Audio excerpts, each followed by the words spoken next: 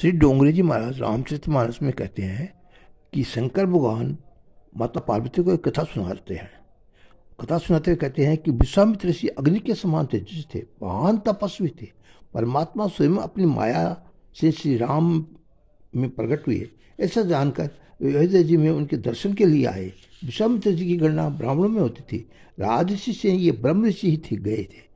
गायत्री मंत्र के आश्चर्य हुए थे। गायत्री मंत्र के आचार्य हुए थे। जगत के इतिहास में एक ही उदाहरण है, जन्मजात क्षत्रिय होने पर भी तप के प्रभाव से ब्रह्म ऋषि हुए। साधारणतः ऐसा नियम है कि जाति मरने के बाद बदलती है। चाहे जितना ज्ञान बढ़े, मानव चाहे कितनी ही भक्ति करे, परंतु उससे उसकी जाति बदलती नहीं।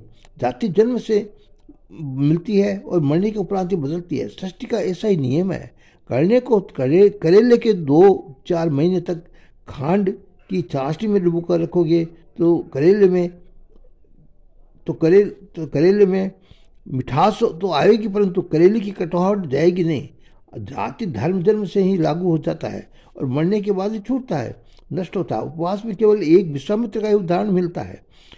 विश्वामित्र ऋषि के लिए भी ग्रंथों में ऐसा लिखा है कि विश्वामित्र जी क्षत्रिय के घर में प्रकट हुए थे, परंतु ब्रह्म बीज से दिया हुआ प्रसादी चरुभात ब्रह्म बीज से अभिमंत्रित था। इसलिए क्षत्रिय कुल में जन्म होते हुए भी उनकी तीव्र इच्छा थी कि मुझे ब्राह्मण होना है, मुझे ऋषि होना है, ब्रह्म ऋषि होना है। वशिष्ठ मुझे ब्रह्म ऋषि कहे बुलाए। वशिष्ठ और विश्वामित्र कथा वाल्मीकि रामायण में विस्तार से वर्णन हुई है। कुछ राजा के वंश में गादी नाम के विख्यात राजा हुए। विश्वामित्र जी उन्हीं के पुत्र हैं। महातेजस्वी विश्वामित्र ने अनेक वर्षों तक तपस्या का पृथ्वी का शासन पालन किया। एक समय वे वशिष्ठ ऋषि के आश्रम में जा पहुंचे। वहीं उन्होंने कामधेनु सबला की देखा। कामधेनु में ऐसी शक्ति होती है कि वह इच्छित पदार्थ दे देती है। विश्वामित्र जी ने सबला का प्रभाव देखा। लोभ से इसका मन बिगड़ा। लोभ में लक्षण का लोभ होता है। क्षत्रिय राजाओं को तो ब्राह्मण प्रतिपाल कहते हैं। गाय और ब्राह्मण की रक्षा करना ये क्षत्रिय का मुख्य धर्म है, परंतु विश्वामित्र लोभ के वश होकर गाय और ब्राह्मण का अत्याचार करने को तैयार हो गए। उन्होंने वशिष्ठ राजा से सबला की मांग की, परंतु वशिष्ठ ने सबला देने को मनाही कर दी। विश्वामित्र सबला को बलात् ले जाने का प्रयत्न किया। तब सबला को क्रोध आया और उसने अगणित सैन्य उत्पन्न किए और विश्वामित्र की समस्त सेना का नाश कर दिया। विश्वामित्र के एक पुत्र को छोड़कर सभी पुत्रों का भी नाश हो गया। इससे विश्वामित्र अत्यंत दुखित हुआ। हताश होकर उन्होंने जीवित पुत्र को राज्य सौंप दिया और स्वयं उनके वन में जाकर तपस्या करने लगे। उग्र तप से विश्वामित्र ने महादेव को प्रश्न किया। महादेव के वरदान से उन्होंने अनेक प्रकार के शस्त्र तथा तत्व विषय ज्ञान प्राप्त किए। नए प्राप्त शास्त्रों से उन्होंने वशिष्ठ ऋषि के आश्रम का विनाश किया। पिछले वशिष्ठ को मारने गए तो वशिष्ठ ने अपने ब्रह्म बल से विश्वामित्र के ब्रह्मास्त्र को भी शांत कर दिया और विश्वामित्र का पराभव कर दिया। वशिष्ठ जी तो निर्वैर थे।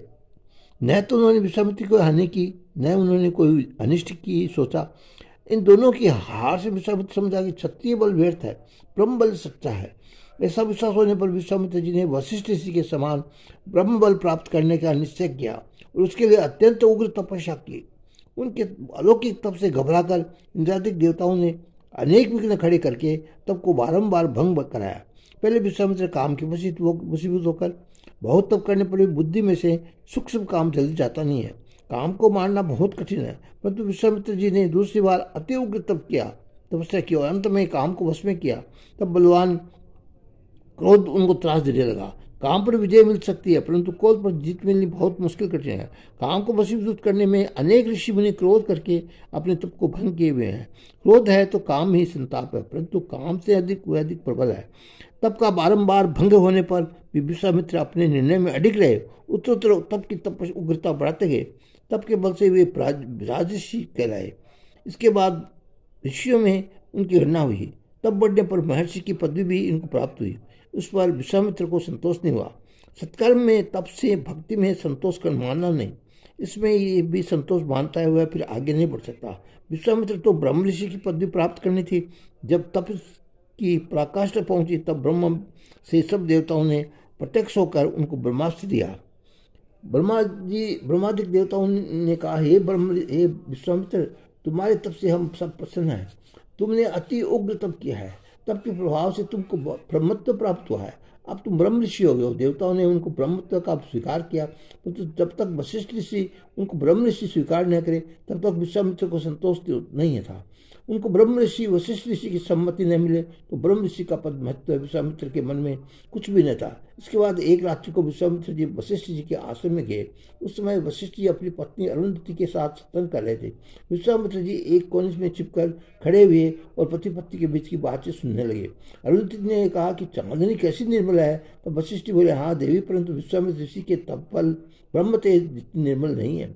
विश्वामित्र जी का ब्रह्म तेज जितनी निर्मल है। विश्वामित्र जी ये सुना, ये विचार करने लगे, वशिष्ठ ऋषि कितने महान है। मैंने इनके साथ कितना वेर किया, इनके 100 पुत्रों को जलाकर भस्म किया, फिर भी इनको मेरे प्रति हृदय में किसी प्रकार का कुआव नहीं हुआ उठा। सद्भाव है, मैंने भयंकर शत्रुता की, फिर भी वे मेरी प्रशंसा करते हैं, अपने पत्नी के प्रशंसा करते हैं, और वो मेरी भी परोक्ष में ऐसा महान कोई भी नहीं हुआ। वशिष्ठ जी ने भेद नहीं किया। कुटिल प्रसंगों के समय भी उन्होंने स्वयं ये सब सहन कर लिया। उन्होंने किसी को बुरा नहीं कहा, न किसी के बुरे एक वचन कहे थे। विश्वामित्र जी ने उनको बहुत कष्ट दिया था। विश्वामित्र जी को उग्र दंड देने की शक्ति वशिष्ठ जी रखते थे, परंतु उन्होंने कभी शक्ति का उपयोग इस प्रकार नहीं किया। वशिष्ठ जी निर्वैर थे, उनका समत्व भाव स्थिर रूप से टिका रहता था। वशिष्ठ जी की ब्रह्मनिष्ठा अलौकिक थी।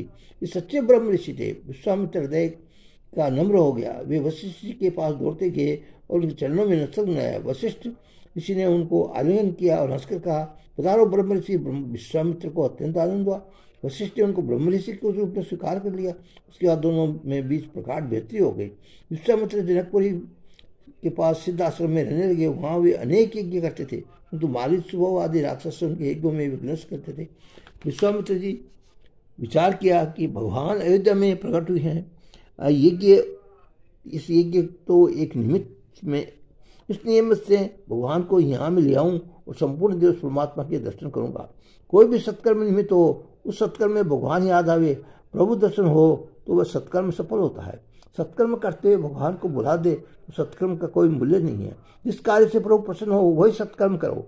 सत्कर्म में यज्ञ कहते हैं। यज्ञ, दान, तप, यज्ञ अथवा ऐसे अनेक सत्कर्म करो। उसके साथ प्रभु का नाम स्मरण अवश्य करना चाहिए। प्रभु स्मरण बिना सत्कर्म अभिमान उत्पन्न करता है। सत्कर्म में पुण्य मिलता है, परंतु प्रभु नहीं मिलते। परमात्मा तो नाम स्मरण से द्रवित होकर हृदय में आते हैं। प्रभु स्मरण बिना हृदय की शुद्धि नहीं होता। हृदय शुद्ध न हो तब तक परमात्मा पधारते नहीं। इसलिए जिस समय सत्कर्म करो उस समय प्रभु का स्मरण रखकर निष्काम भाव से एवं दीनता से करो। विश्वामित्र जी समर्थ है, तो किसी भी अन्य सहायता के बिना अकेले ही सब राक्षसों को मार सकते हैं। परंतु श्री रघुनाथ जी का प्रकट हुआ देखकर उन्होंने विचार किया कि यज्ञ के निमित्त में श्री लक्ष्मण को, श्री राम लक्ष्मण की मांग करूँगा और उनको अपने आश्रम में ले आऊँगा।